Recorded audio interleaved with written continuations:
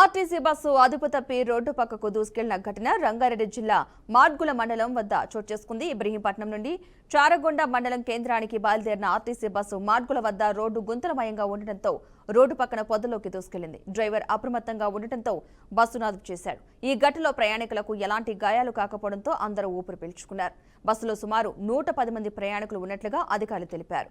పోలీసులు సంఘటనా స్థలానికి చేరుకుని పరిశీలిస్తున్నారు.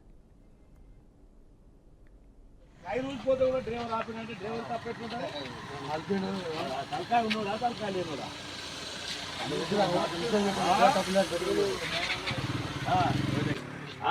కింద ఊసిపోయినాక డ్రైవర్ తప్పుంటుందా అది రాంగు